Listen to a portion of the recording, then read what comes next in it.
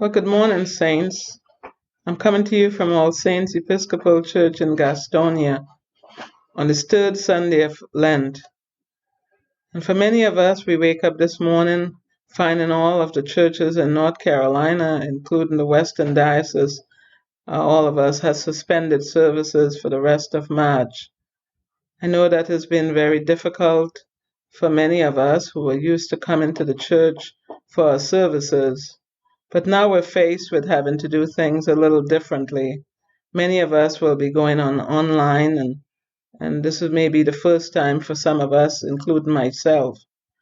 But today I say to all of you that I know that we are in the midst of a virus and that it is something that is spreading, and that many of us have an opportunity to be a part of this healing time.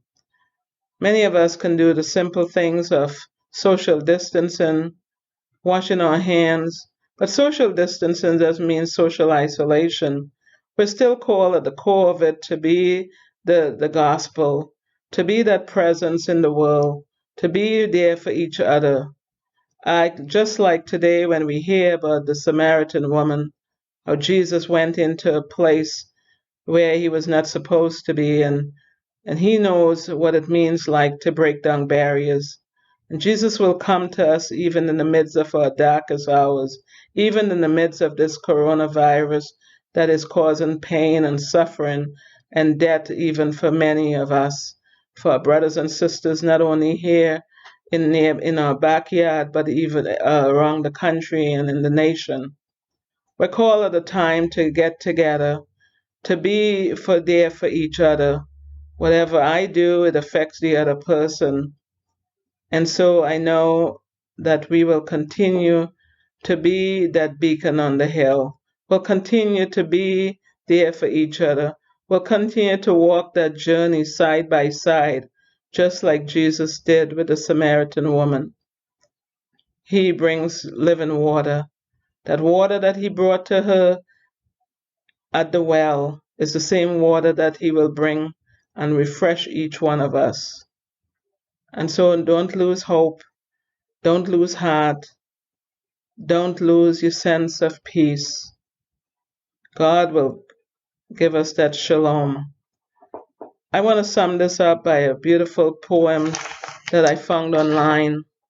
It's a prayer really for the pandemic. It goes like this, and I'd have to read it for you. May we who are merely inconvenienced remember those whose lives are at stake.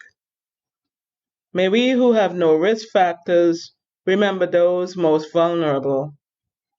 May we who have the luxury of working from home remember those who must choose between their health and making the rent.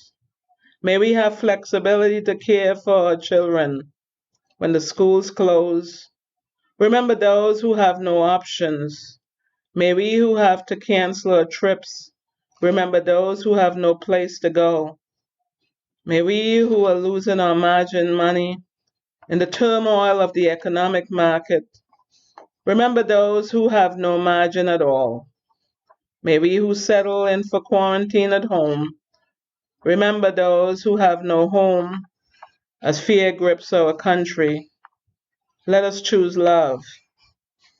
During this time when we cannot physically wrap our arms around each other, let us find ways to be the loving embrace of God to our neighbor and ourselves.